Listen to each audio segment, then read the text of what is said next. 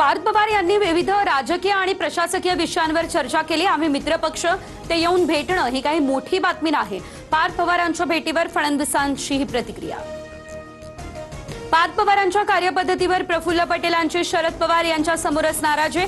12 मे रोजी पटेल तटकरे आणि पवारांची सिल्वर ओक वरती भेट। TV9 मराठीच्या बातमीवर शिक्कामोर्तब। कथित ऑडिओ क्लिपमुळे राष्ट्रवादीमधील धुसफूस आता शिगेला। अजितदादांबद्दल आक्षेपार्ह बोलतानाची क्लिप सुनेत्रा पवारांकडे। सूत्रांची माहिती, राष्ट्रवादीच्याच एका नेत्यानं सुनेत्रा पवारांना ऑडिओ क्लिप ऐकवली अशी ही सूत्रांची माहिती।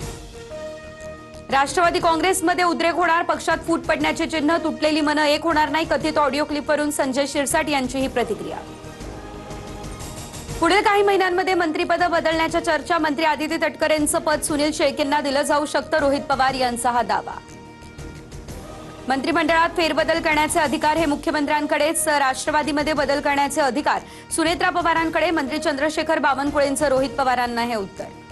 आजही एकनाथ शिंदे हेच लोकप्रिय मुख्यमंत्री। बच्चू कडूंचे भाजपसाठी कडूबोल, तर नोकरी दिल्यानं मालकाचं गुणगान गाणं अनिवार्य। भाजप प्रवक्ते असलेले शिवराय कुलकर्णी यांची कडूंवर टीका। स्थिती सुधारली नाही तर सगळं संपेल, ऊर्जा संकटावर पंतप्रधान मोदींचा इशारा। कोरोना युद्ध आणि जागतिक अस्थिरतेमुळे भारत पुन्हा गरिबीमध्ये ढकलला जाणार। नेदरलँड्स दौऱ्यामध्ये मोदींकडून ही चिंता व्यक्त।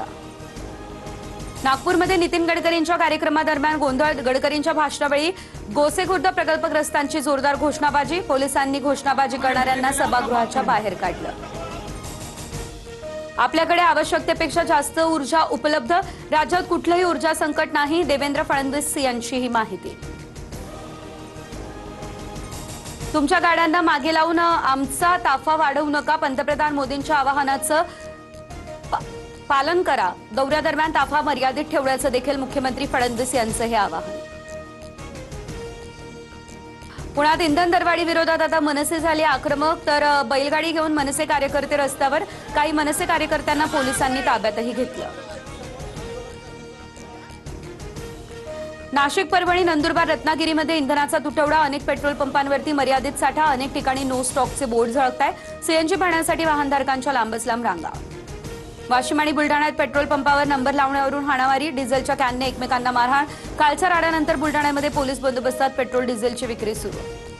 दगडूशेठ हलवाई गणपती संस्थानला अवर्ग पर्यटन दर्जाचा क्षेत्राचा दर्जा। मुख्यमंत्री फडणवीसांची ट्विट करत ही घोषणा। तीर्थक्षेत्र आणि पर्यटनाच्या दृष्टीने मंदिराचा सर्वांगीण विकास होणार।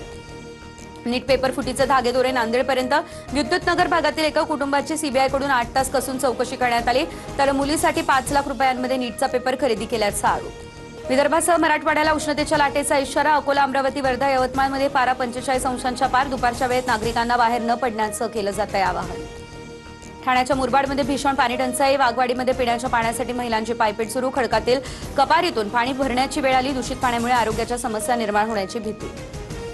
कोकणात 2 दिवस मेघगर्जनेसह पावसाचा अंदाज। रत्नागिरी, सिंधुदुर्गला येलो अलर्ट। ठाण्यासह रायगडमध्ये हलक्या पावसाचाही अंदाज।